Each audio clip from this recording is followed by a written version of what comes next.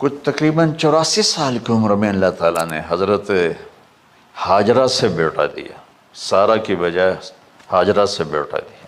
اللہ کی حکمت تھی، اللہ بھی یہی چاہ رہے تھے، تو حضرت سارہ کو بڑی تکلیف ہونے لگی، کہنے کہ اس بچے کو مجھ سے دور کرو، اس بچے کو مجھ سے دور کرو، میں دیکھ نہیں سکتی۔ تو جبریل آئے کہ اللہ تعالیٰ بھی فرما رہے ہیں کہ اسے یہاں سے دور کرو، کہ کہاں لے جاؤں؟ کہ یہ ہم بتائیں گے کہاں لے جانا ہے۔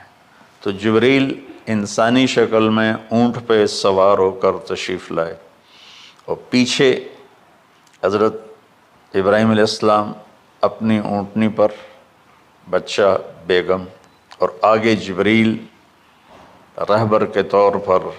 فلسطین سرسبز ہے، کہیں خشک ہے، لیکن پانی ہے، اچھی آبادی ہے۔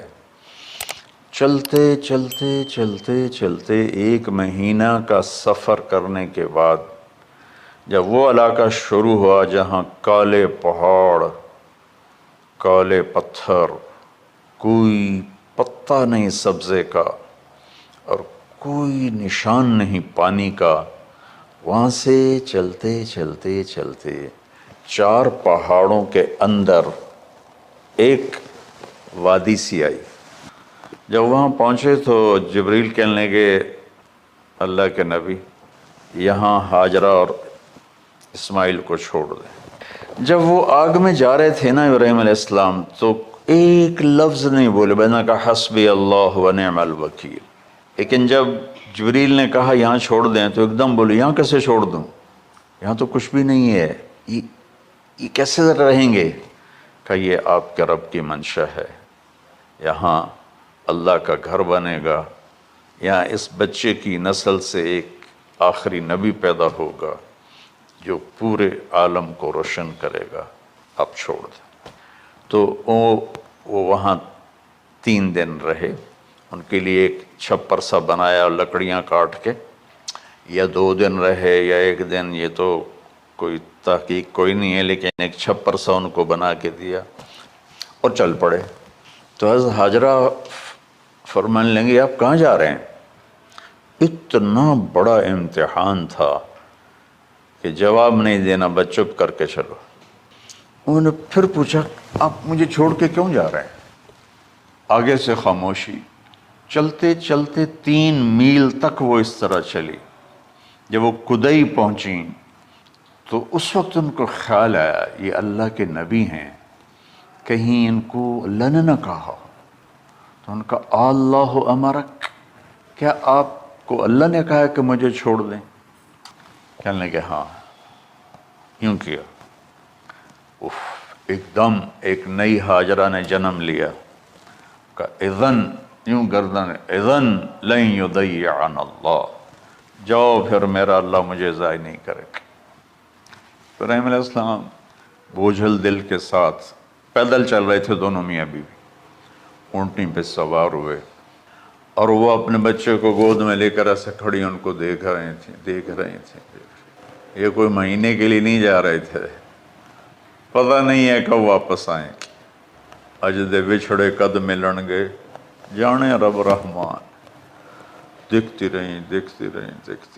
پھر انہیں ایسے پہاڑی کے اوپر چڑھے کہ اونٹ نیچے اتری، تو پھر انہوں نے منہ موڑا اور واپس اس وادی کی طرف چلیں۔ وقت تھا، صبح تھی، شام تھی۔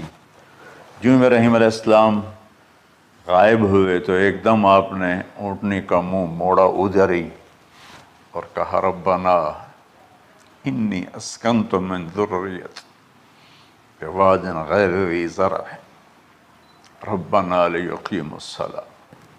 کیا درد ہے! آپ اندازہ لگاؤ، ایک آدمی کو 84 سال کی عمر میں بیٹا ملے اور پھر اسے ایسے جنگل بیابان میں چھوڑ دیا جائے، تو ان کے دل پہ کیا بیت رہی ہوگی۔ اس دعا میں وہ درد ہے جو میرے بھی آنسو نکل رہے ہیں۔ تیرے ہی کہنے پر، تو جو میرا رب ہے، یا اللہ نہیں کہا، اللہم نہیں کہا، ربنا، یا اللہ تو تو مہربان ہے، اس میں بھی کوئی تیری مہربانی ہوگی، تیری محبت ہوگی، تیری شفقت ہوگی۔ انی اسکنت من ذریت، میں نے چھوڑ دیا اپنی اولاد کو، یا اللہ میں نے وہاں چھوڑا جہاں نہ پتہ ہے نہ دانہ ہے نہ پانی ہے، تو جان اور یہ جانے۔ اس درد بھری دعا نے عرش کو بھی ہلا دیا تھا، اور آپ نے منہ موڑا۔ اس باپ کو سوچو جو ہر قدم پہ اپنے معصوم بچے سے دور ہو رہا ہے، اور اس ماں کو سوچو جو ہر قدم پہ اپنے خامن سے دور ہو رہی ہے۔ ابراہیم کی منزل تو آگے گھر ہے، 2 بیویاں اور ہیں، ادھر تو پتھروں کے ساتھ دوستی ہے۔ ایک دفعہ میں ایسے ہی سوچ میں بیٹھا، میں اتنا رویا میں نے کہا جب وہ ہماری ماں ہاجرہ وہاں اکیلی بیٹھی ہوگی، اور چاروں طرف اونچے اونچے پہاڑ تھے، اور اندر بیٹھنے والے کو باہر کا پتہ نہیں، باہر والے کو اندر کا پتہ نہیں، شام ڈھلی ہوگی تو اندھیری رات نے کیا ظلم ڈھایا ہوگا، کالے پہاڑوں کا اندھیرا، اندھیری رات کا اندھیرا، تارے بھی حیران ہوں گے یہ کون بی بی بیٹھی ہوئی ہے۔ ستارے روزانہ ہی نکلتے تھے، لیکن آج وہ ایک نیا تماشا دیکھ رہے ہیں کہ ایک معصوم شہزادی ایک معصوم بچے کو گود میں لے کے بیٹھی ہے، کون اسے یہاں چھوڑ گیا۔ چاندنی رات ہی تو چاند بھی حیران ہو رہا ہوگا، یہ کیا ہو رہا ہے، یہ کیا ہو رہا ہے، یہ کیا ہو رہا ہے، اور وہ تنہا جان آسمان کو دیکھتی ہوگی، یا اللہ یہ میرے ساتھ کیا ہوگی۔ وہ رات کیسی، پہلی رات کیسی گزری ہوگی حضرت ہاجرہ پر۔ یہ ہمارے تبلیغ والے 3 دن کے لیے جاتے ہیں، بیویاں شور مچا دیتی ہیں، چھوڑ کے جاندے پہ ہو، چھوڑ کے جاندے پہ ہو۔ اس ہاجرہ کو سوچو جس پر اندھیری رات تھی، اور اسے کچھ پتہ نہیں تھا میرے ساتھ کیا ہونے والا ہے۔ جب دن چڑھا تو سورج نے دیکھ کر اس کی آنکھیں پھٹ گئیں کہ یہ کیا ہے، وہ تو کسی پہ رحم نہیں کرتا۔ اس کی آگ نے پتھروں کو تپایا، میری ماں ہاجرہ کے چھپر کو تپایا اور تڑپا کے رکھ دیا۔ ایک چھوٹا سی مشکیزہ تھا پانی کا، اسے گھونٹ گھونٹ پی کے ان کے منہ میں بھی ڈر رہی تھی۔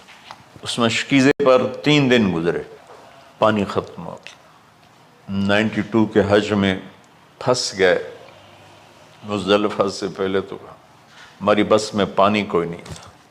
جو اس وقت ہمارا حال ہو، ہمیں پتہ تھا 2-4 گھنٹے کے بعد پانی ہے، لیکن جو اس وقت بچے بھی تھے، چیخ و پکار تھی۔ ہاجرہ کی چیخیں کون سن رہا تھا، اور ادھر اسماعیل کی دھاڑ دھاڑ شروع ہو گئی، پیاس کی وجہ سے، بھوک کی وجہ سے۔ بے بس ماں دیکھ رہی ہے، ساز خاموش فریاد سے معمور ہیں ہم، نالہ اگر لب پہ آتا ہے تو مجبور ہیں ہم۔ تو ہاجرہ کے چہرے کو کون پڑھنے والا تھا؟ کون اس کے لیے کہہ رہا تھا میں پانی لاتا ہوں، کھانا لاتا ہوں؟ موت تھی دونوں ماں بیٹی کی۔ تو یہ بے قراری میں صفا مروہ کی دوڑ لگائی، انہیں پتا تھا کچھ نہیں ہے، لیکن وہ اس کو تڑپتے دیکھ نہیں پا رہی۔ وہ بھاگیں، صفا پہ چڑھی، ادھر دیکھ ادھر دیکھ، ابھا ڈیکھاں لماں ڈیکھاں، ڈٹھی دل کو دیواں ٹیکاں، سجن مل سم کے مر پوساں۔ یہ ہماری سرائکی کے شاعری ہے۔ مشرق دیکھتے ہوں، مغرب دیکھتے ہوں، دائیں بائیں دیکھتے ہوں، کوئی ہے میری فریاد سننے والا۔ یہ حالت تھی اس وقت ام اسماعیل کی۔ نیچے اتری، جہاں وہ ٹیوب لائٹس آتی ہیں وہاں وہ نیچے ہو گئے اور بچہ غائب ہو گیا، تو دوڑ لگاتے۔ مصر کی شہزادی اور مکے کے نوکدار پتھروں کے اوپر دوڑ رہی تھی۔ جب بچہ نظر آیا پھر آہستہ ہو گئی، پھر مروہ پہ چڑھی، پھر صفا پہ چڑھی، پھر مروہ پہ چڑھی، پھر صفا۔ مجھے لگتا ہے صفا مروہ بھی رو رہے ہوں گے اس وقت، اور مکے کے پہاڑ بھی رو رہے ہوں گے۔ آخر وہ مروہ پہ تھک کے گر گئیں۔ یہ نہیں کہ انہیں 7 چکر لگانے تھے، 7ویں چکر کے بعد ان کی ہمت جواب دے گئی، وہ گر گئیں، اور ان کا جینا چاہا کہ میں بچے کو اپنے سامنے مرتا دیکھوں، اس لیے وہیں گر گئیں کہ میں اتھے مر جاؤں وہ اتھے مر جاؤں۔ پھر ایسے حسرت بھری نظروں سے یوں دیکھا مر گیا کہ نہیں، تو وہاں ایک آدمی کھڑا تھا. پھر مردہ جسم میں پھر جان آ گئی. پھر انہوں نے اپنے آپ کو اٹھایا اور دوڑ لگائی. پہنچی تو آدمی غائب تھا اور پیڑیوں سے پانی نکل رہا تھا. اتنے چکر کیوں لگوائے، پہلے ہی نکال دیتا. عاشق ہوں میں عشق کماں میں، دل رکھیں وانگ پہاڑاں ہو. سہ صدیاں ہزار غلام میں، کر جانے باغ بہاراں ہو. منصور جے چک سولی دتے، جڑے واقف کل اسراراں ہو. سجدیاں سر چائیں نہ باہو، توڑے کافر کہیں ہزاراں ہو. عاشق سوئی حقیقی جڑا، قتل معشوق دے مننے. سر نو جوڑے تے مکھ نہ موڑے، بھاویں 100 تلواراں کھنے. سچا عشق حسین علی دا باہو، سر دتے تے راز نہ بن. کوئی ابراہیم کا گلہ نہیں، شکوہ نہیں. یہ 7 چکر اور تڑپ اور درد، اس کے بعد پانی کیوں نکالا، پہلے کیوں نہیں نکالا؟ کہ عشق کا راستہ یہ ہے. میرے گھر کے راستے میں کوئی کہکشاں نہیں ہے.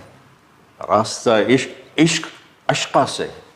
اشقا کہتے ہیں آکاس بیل جو درخت کو چمڑ جاتی پیلی، تو وہ درخت اس کا ایسا عاشق ہوتا ہے، سب کچھ اس کو کھلا کے خود خوش ہو کے جل کے بالن بن جاتا ہے. اس سے اشقا ہے کہ عشق ایسی چیز ہے. عشق تے آتش ڈوہیں برابر، اتے عشق دا تاؤ تکھیڑا. آتش ساڑے کخت کا نیرا، عشق ساڑے دل جڑا.